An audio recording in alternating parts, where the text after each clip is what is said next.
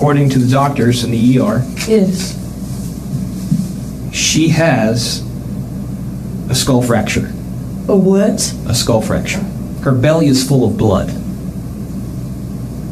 She's got an injury to her liver, her spleen, and her colon, and is still actively bleeding inside. I just called the doctor, and Fallon is dead. December 9th, 2020, Sandy Springs, Georgia. Investigators say it happened at an apartment on Monterey Parkway. Samantha Shelton is speaking on behalf of the Fridley family. At 9 p.m., officers from the Sandy Springs Police Department were dispatched to an apartment on Monterey Parkway. A babysitter in Sandy Springs is now charged with murder of the death of a 2-year-old girl. Police say it appears the little girl suffered severe injuries while under the care of 29-year-old Kirsty Flood. The emergency call was urgent.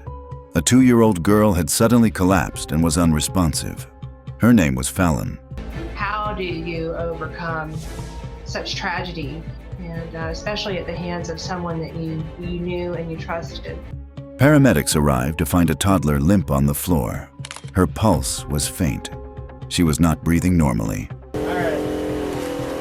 Come on, baby girl. I know what you swallowed, but you got something up in there. See it? Yeah. I figured it's just over there.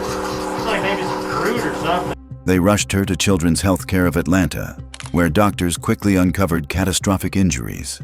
So right now she's with AMR. They're going to the Children's Hospital of Atlanta. It's called CHOA. I don't know, ma'am. I'm not a doctor. I can't tell you that. I'm sorry. Fallon's skull was fractured. Her brain was swollen and bleeding. Her liver, spleen, and colon were torn. She had a fractured skull. Her liver and her spleen were ruptured. I was asking to see Fallon, and they said, not yet, we're working on her, and they wouldn't let me see her. Her abdomen was filling with blood. Bruises covered her head and torso. The injuries were acute, inflicted very recently. They were not consistent with a playground accident. Fall, like your whole body goes off and you fall, that's what happened. Okay, so she went down the slide. At the bottom of the slide, she came off it and fell? Yes. They were signs of deliberate abuse. The babysitter responsible for Fallon that day was 29-year-old Kirsty Hannah Flood. Kirsty started watching Fallon in August of 2020 when Fallon's daycare permanently closed due to COVID. Flood wasn't a stranger. To Fallon's mother, Chris, she was a close friend. Kirsty had once helped Chris through addiction. On December 9th of 2020, Kirsty had texted me while I was at work asking if Fallon could spend the night. And over the years, their bond grew strong.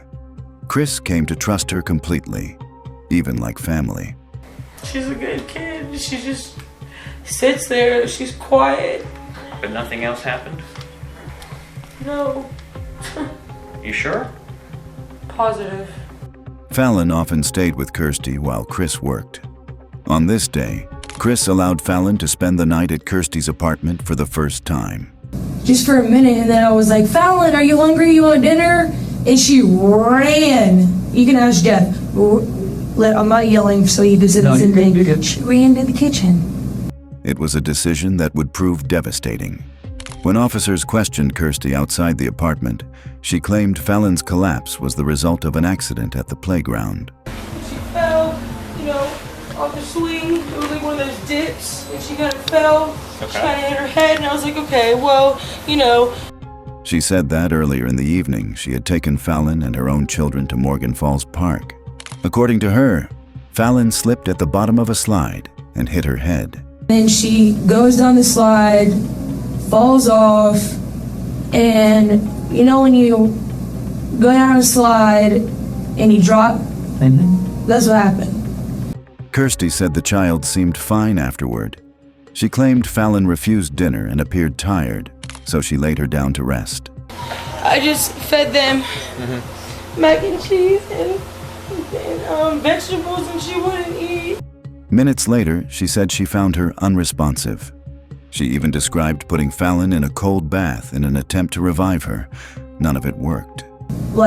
Sat her down like this, shined the cold water, held her back, the back of her neck like this, and nothing. Meanwhile, Fallon's parents were unaware of the crisis.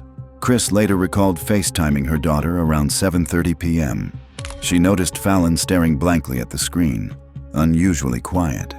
And then around 9:20, I get a phone call from Kirsty, and she's hysterically crying, telling me that I need to come to her house. Normally, Fallon greeted her with joy. That night, she said nothing. Chris assumed she was simply tired. I tried to call her back several times, text her. Didn't hear anything. Cameron called Jeff at least 2 or 3 times, and they finally answered, and they said, oh, everything's fine. By the time police reached her, Fallon was already fighting for her life. Chris begged to know if her daughter was alive. She called me crying and said Fallon was just limp and that they were working on her. I said, what are you saying? Is my baby alive? Is my baby alive? And she said, she has a pulse. Officers confirmed she still had a pulse, but her condition was dire. At the hospital, doctors explained that her injuries could not be explained by a simple fall. She was, and then that's when y'all called, when she had the distant look, I guess, that when you called the ambulance? She had the distant look. I put her in the tub because shell shock. The ground at Morgan Falls was made of soft rubber padding designed to prevent serious harm. A tumble from a slide could not fracture a skull. And then, like, on the bottom of the slide, there's like you know, the bottom of the slide, and then you could, like, when you lift your head up, the only thing I could think of is there maybe, because I noticed like a little bit of red right here. Rupture organs and cover a child's body in bruises. Detectives immediately turned their focus to Kirsty Flood. I wasn't surprised at all. I was heartbroken and felt extremely guilty because I didn't continue to keep calling and having them check on the child. At the police station, she was brought in for questioning. At first, she presented herself as a devoted caregiver. She told detectives she had watched Fallon like her own child. If you have a heartbeat, you have the chance. Yeah, her heart is still beating. Thank God. Thank God. Thank God. Caring for her every day and charging only a small fee. She portrayed herself as a motherly figure who had been nothing but loving. Kirsty, I don't think... Why did that dude they gonna tell me she was gone? And Who said that? the officer. But detectives already knew from doctors that Fallon's injuries were recent and severe. They confronted her with these findings, making it clear that the damage could not have come from a playground fall. The injuries that this child has, according to the doctor, are acute, which means they have just recently happened. There was absolutely no way that just happened. Kirsty became defensive. She attempted to shift the blame elsewhere. She suggested Fallon's stepfather may have been abusive. I don't know this guy that she's with. Okay. He has a record for something to do with kids. Okay. That's why my kids would never go over there. My kids would never be allowed. She pointed to previous scratches caused by a dog. She even blamed her own apartment, describing it as hazardous. At one point, she claimed CPR instructions over the phone might have caused internal injuries. None of these explanations matched the medical evidence. There's a metal bar right there, too. You ever thought about that? Okay, did you see that happen? Do you know that accidents happen all the time? I do, because I have 4 kids. Exactly my point. Then cut me some slack. Detectives emphasized that Fallon's trauma was fresh. It had occurred only hours before, while Kirsty was the only adult caring for her. Why we're still here is because she has all these injuries. And the person she was with today is you. Kirsty insisted she had done nothing wrong. She grew frustrated, claiming she was being unfairly accused. She said she would never harm a child. There is absolutely nothing that I would ever do to a child. If you ever look at my kids, they've never been touched, and they never will be. But the contradictions in her story continued to build. Then, investigators uncovered something even more disturbing. They searched her phone. In the days leading up to Fallon's death, Kirsty had entered alarming searches online. She typed, "I hit my child and feel guilty." According to the doctors in the ER, Yes. she has a skull fracture. A what? A skull fracture. What does it mean to have sudden urges to beat a child that isn't yours? What kind of people enjoy abusing other people's children? The words spoke for themselves. They offered a chilling window into her mindset just before the abuse took place. She has no brain function. Oh my God, stop. She's got bruises all over her body. Stop. She's got bruises all over her head. The external part of her head is swollen. Neighbors added to the case. One woman reported hearing a loud bang from Kirsty's apartment that evening, followed by a child crying. Later, Kirsty called her in distress. Like 5:30, 6 o'clock. It was when the sun was coming down. It started to come down. We were the last people at Morgan Falls. Okay.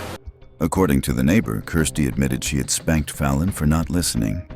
When that account was compared to the story Kirsty gave police, the inconsistencies were obvious. Detectives now had contradictory statements, suspicious internet history, medical evidence, and a neighbor's testimony. She was having a little trouble breathing. Put her down. They said they came out, had a cigarette, stepped out. When they came back in, found her unconscious. Back in the interrogation room, they pressed Kirsty again. They asked her to explain the timeline of the day. She described breakfast, snacks, lunch, and the trip to the park. Park or anything. I didn't hear from her. I texted her sometime throughout the day. I said, "How's my girl?" She said, "Good." She insisted Fallon had been fine until suddenly collapsing in the evening. Detectives pointed out that this was impossible. A child with a fractured skull and torn organs would not have spent the entire day playing. So these injuries this child has are not consistent with what you're telling me happened. The injuries this child has are from some severe abuse or injury. The injuries were inflicted recently, and they happened while Kirsty was responsible for her. Her frustration grew. She accused investigators of ruining her life. Come on, man. Don't do this to me. Don't ruin my life. I'm not ruining your life. No, you're on the cusp. She ranted about her car, her phone, and her personal struggles. Her focus was on herself, not the child in critical condition. Then detectives informed her that Fallon had died.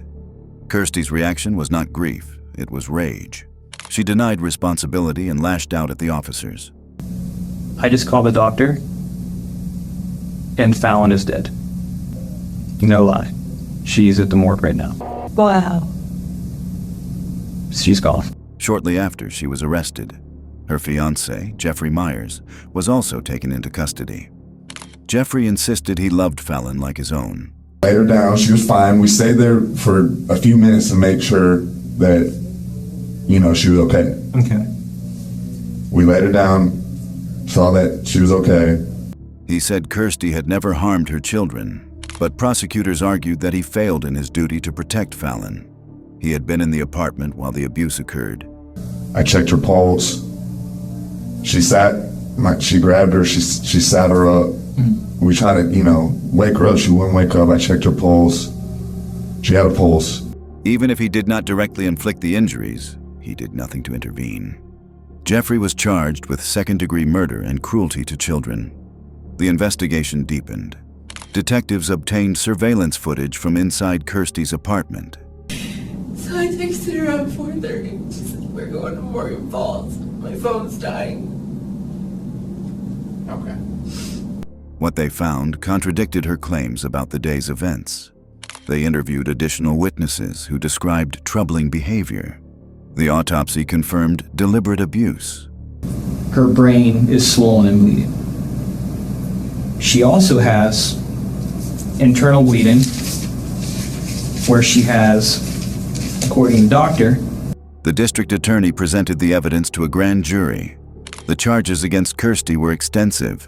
She was indicted on malice murder, felony murder, first-degree cruelty to children, second-degree cruelty to children. Her belly is full of blood. She's got an injury to her liver, her spleen, and her colon, and is still actively bleeding inside. Aggravated assault and tampering with evidence.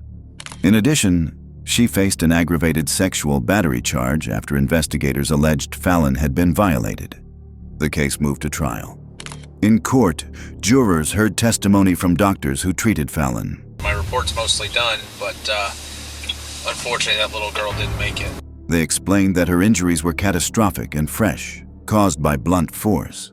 They confirmed that a playground fall could never cause the level of damage she suffered. Neighbors testified about the loud noise and the child's crying. Her injuries were that bad that they couldn't save her. Did you just hear that? Prosecutors introduced Kirsty's internet searches. Detectives described her shifting statements in interrogation. For Jeffrey, jurors considered his inaction. Well, here, let me, before you go, I have a psychologist appointment tomorrow. We're going to give you these things back, but we're not going to allow anything to be manipulated right now. It's not going to be manipulated. Prosecutors argued that even if he did not strike Fallon, he failed to protect her when he had the opportunity to do so. The verdicts were decisive. Kirsty Flood was found guilty on all major counts. She was sentenced to life in prison without parole. I have not, no. You're not about to jam me up right now without, no. I never gave you any information about my lawyer. So you can't detain me. Yeah, we can. You're under arrest. For what? Jeffrey Myers was sentenced to 15 years for cruelty to children and second-degree murder. For Fallon's parents, the outcome brought no relief. Chris had trusted her best friend to care for her daughter. That trust ended in betrayal. Fallon's short life ended in violence. Her case stands as one of Georgia's most disturbing child abuse tragedies. It began with a false story about a playground fall and ended with a life sentence.